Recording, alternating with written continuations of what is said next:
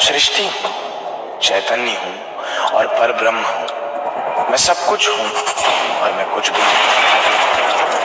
महाभारत की युद्ध भूमि पर श्री कृष्ण ने अर्जुन को गीता का ज्ञान देते समय कहा था कि ये शरीर सिर्फ एक भेष है और सब कुछ एक है, सब कुछ कृष्ण है। एरिन श्रोडिंगर, एक फेमस फिजिसिस्ट, ने अपनी बायोग्राफी में बताया कि उनकी जिंदगी भर की रिसर्च के पीछे का इंस्पिरेशन थे हिंदू वेद और उपनिषद।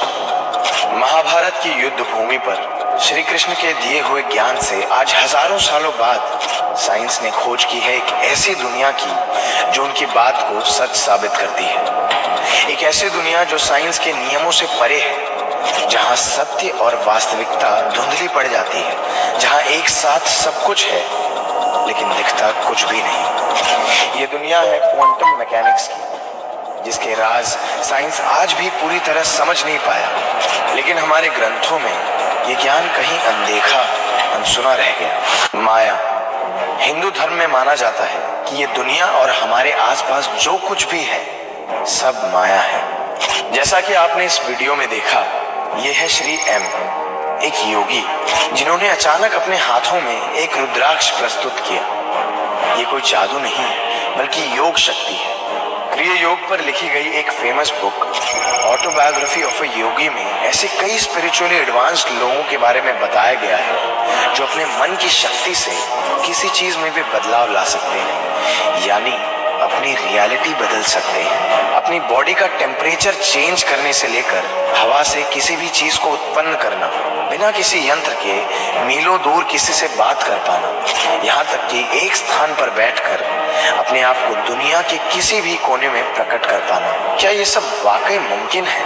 अब तक साइंस इन बातों को माइथोलॉजी और स्यूडो साइंस मानता था, लेकिन जब उन्हें क्वांटम दुनिया के बारे में पता चला तब सब बदल गया। एक पूरी नई साइंस की फील्ड बन गई जिसे आज हम क्वांटम मैकेनिक्स कहते हैं। हम स्कूल में जो क्लासिकल फिजिक्स पढ़ते हैं उसका मानना है कि इस दुनिया में सब कुछ डेफिनेट है, यानी किसी भी चीज, किसी भी घटना को कैलकुलेट और प्रेडिक्ट किया जा सकता है। लेकिन लेट 19th सेंचुरी आते आते कुछ ऐसी चीजें हुई जिसका जवाब क्लासिकल फिजिक्स के पास था ही नहीं, और यहाँ से शुरुआत हुई क्वांटम फिजिक्स की, जिसे क्वांटम मैकेनिक्स भी कहा जाता है। शॉर्ट में समझा जाए तो क्वांटम मैकेनिक्स दुनिया की सबसे छोटी चीजों को समझने की कोशिश है, यानी लाइट और मैटर, एटॉमिक और सब एटॉमिक, किसी भी चीज की गहराई में पूरी तरह से जाकर वहां क्या है ये समझने की कोशिश। क्वांटा का मतलब ही होता है किसी चीज की सबसे छोटी यूनिट, जैसे एक मिट्टी के दाने का भी सबसे छोटा हिस्सा। आखिर ये दुनिया एक फंडामेंटल लेवल पर क्या है ये समझने की कोशिश है क्वांटम मैकेनिक्स। इससे पहले क्लासिकल फिजिक्स को लगता था फंडामेंटली ये दुनिया दो चीजों से बनी हुई है, या तो लाइट वेव्स जिसे हम एनर्जी भी कहते हैं, या पार्टिकल्स जिसे हम कभी एटम्स भी कहते हैं। लेकिन जब इन चीजों की और गहराई में जाया गया तब साइंटिस्ट्स ने देखा कि असल में हर चीज वेव्स और पार्टिकल्स दोनों है, जिसका मतलब इस संसार में सब कुछ एक है। इस एक खोज ने सब कुछ बदल दिया और शुरुआत हुई क्वांटम मैकेनिक्स की। लेकिन कोई एक चीज एक साथ दो तरह से कैसे हो सकती है? हमारे आसपास जो कुछ भी है वो सच में है भी या नहीं? इस होने ना होने को हमारे हिंदू धर्म में कहते हैं माया। माया का मतलब ये दुनिया और हमारे आसपास का सब कुछ एक कल्पना है, एक भ्रम है।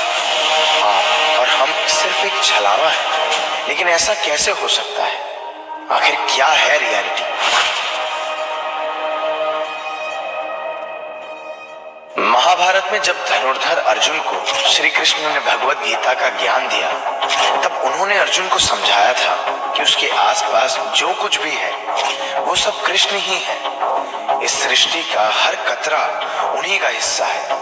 वो इस संसार के हर कण में वास करते हैं। ये पृथ्वी, प्रकृति, सूरज, चंद्र, जीव जंतु सब कुछ महाविष्णु से ही उत्पन्न हुए हैं और मृत्यु के बाद दोबारा विष्णु में ही मिल जाएंगे। और जिस तरह सारे क्वांटम पार्टिकल्स एक हैं और एक दूसरे से जुड़े हुए हैं, उसी तरह हम भी हमारी कॉन्शियसनेस यानी आत्मा के जरिए पूरे संसार के साथ जुड़े हुए हैं। हमारे ग्रंथों में कहा जाता है कि आत्मा अमर है और अनंत है। पृथ्वी और प्रकृति के सारे तत्वों से आत्मा जुड़ी हुई है। इसी को साइंस सुपर कॉन्शियसनेस कहता है। यानी ये पूरी सृष्टि एक ऐसा इकोसिस्टम है जो एक दूसरे पर डिपेंडेंट है। इस थियरी को यूनिफाइड फील्ड थियरी भी कहा जाता है, जिसे साइंस आज भी प्रूव करने की कोशिश कर रहा है।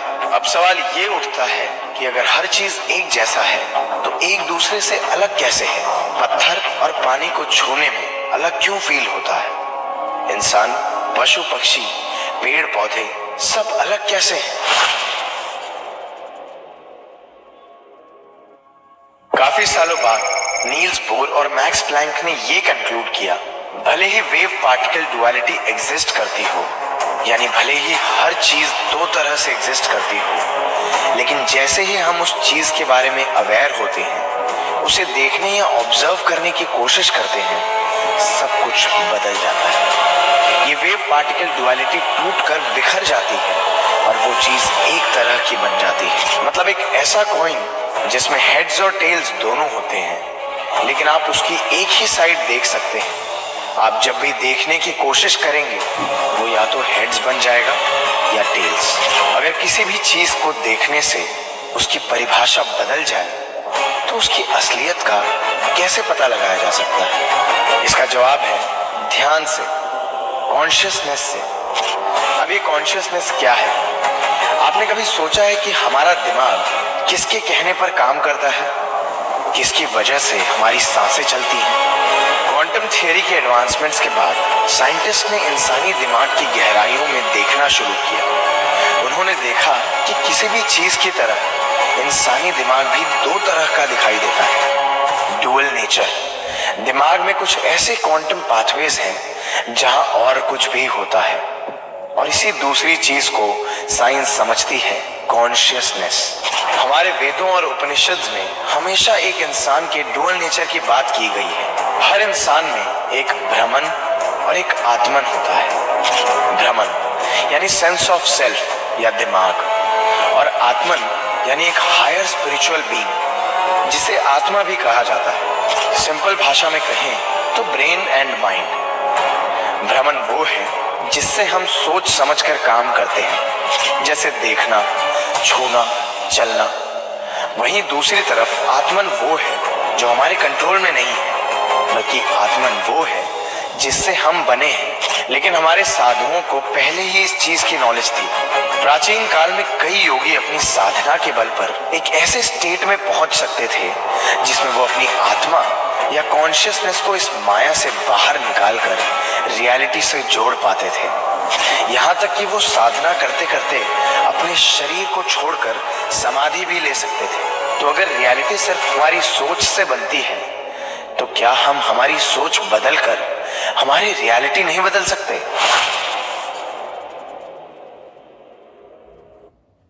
मेडिकल साइंस में एक टर्म होता है प्लेसिबो इफेक्ट, जिसमें कभी किसी इंसान को लगता है कि उसकी बीमारी ठीक हो रही है क्योंकि उसे बीमारी की दवा दी गई है, जबकि असल में उसे कोई दवाई नहीं बल्कि शुगर पिल दी जाती है। उसकी सोच की शक्ति से उसकी रियलिटी थोड़ी देर के लिए ही सही लेकिन बदल जाती है। इसी वजह से कई लोग मैनिफेस्टेशन में बहुत बिलीव करते हैं। मैनिफेस्ट करना यानी अपने मन और विश्वास की शक्ति से चीजों को सच कर पाना, जैसे पैसा, करियर में सक्सेस और रिलेशनशिप्स। लेकिन क्या हम भी हमारी सोच से फिजिकल चीजों को बदल सकते हैं? आप ट्राई कीजिए, आपके सामने पड़ी कोई चीज अपनी सोच से बदलने की।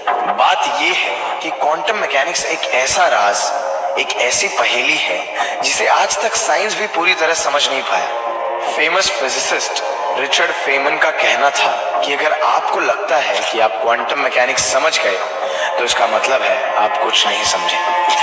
आज इंसान स्पेस में जाने की कोशिश कर रहा है, अपने यूनिवर्स के बाहर छुपे अनदेखे राज जानने की कोशिश कर रहा है। लेकिन ऐसा करने के लिए उसे सबसे पहले अपने अंदर झांकना होगा, अपने यूनिवर्स के सबसे छोटे, सबसे फंडामेंटल उसूलों को समझना होगा। क्वांटम मैकेनिक्स के इस्तेमाल से आज कई सारी चीजें मुमकिन हो पाई हैं। आपके सामने रखे हुए मोबाइल्स और कंप्यूटर्स, हॉस्पिटल्स की एमआरआई मशीन से लेकर न्यूक्लियर बॉम्ब्स, सब कुछ क्वांटम मैकेनिक्स की लिमिटेड समझ से मुमकिन हो पाया है। क्या होगा अगर हम इसे पूरी तरह समझ जाएं? शायद हम फाइनली अमर होने का राज ढूंढ लेंगे, या शायद मल्टीवर्स और टाइम ट्रैवल जैसी चीजें सच हो जाएंगी।